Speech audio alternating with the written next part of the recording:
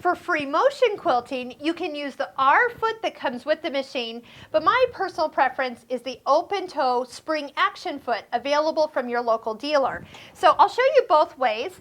First off, we'll go ahead, when you put the R foot on, it has kind of a part that sticks straight up. That needs to be in front of the white ankle as it sits there. Now, before you start stitching, because if you just start sewing, you'll find that the foot is going to come down on the fabric and not let you move it around. That's because you need to go into the set menu and arrow down to where it says, keep going all the way down to the two options. Free motion floating would be for the R foot, and if we use the other one, the free motion spring action foot, we'll set it for this one.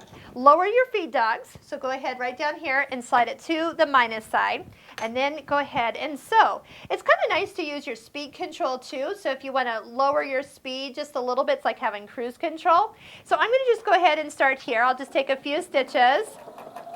But I am in control of my stitch length. I'm going to just stop for a second, move this thread out of the way. So if I move my fabric faster, I need to sew a little faster. Otherwise, my stitches are going to get longer.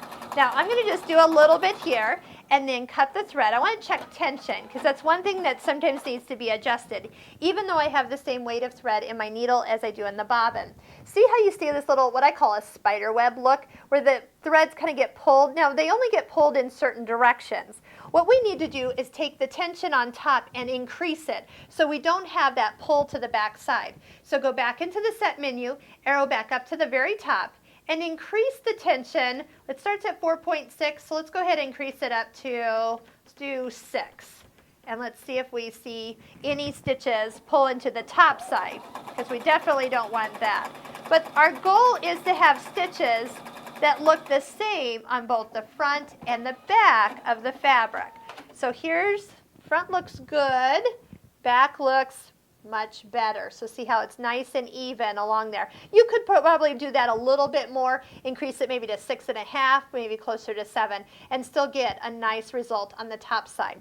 But let me show you how we're going to put the spring, free motion spring action foot on. First thing before I do anything, I'm going to go ahead and first turn off the setting for the free motion floating, and then turn on the free motion spring action. Great. Now the machine knows that to adjust how it lowers the foot to the fabric properly. I don't even have to think, I just have to tell it what I'm doing. But we do loosen the screw on this side and take off the whole ankle and the foot. Then, take that screw back, slide this right up. Now, there is a little arm up here. This will come and sit above the screw where your needle goes in and out. So as the needle goes up and down, that kind of bounces the foot a little bit and keeps everything a little bit nicer. Okay, so here we go. I like because it's open, you can see where you're going, and then once again, just practice on keeping all your stitches the same length by moving your fabric and moving your hands at a nice even rate.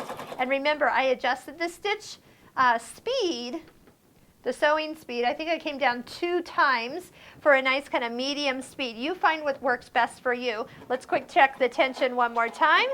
Probably is going to be about the same between the 2 feet. Yep, I like it both ways. But definitely, you have the foot that comes with the machine to get started with, but upgrade yourself to the other foot once you get going with your free motion quilting.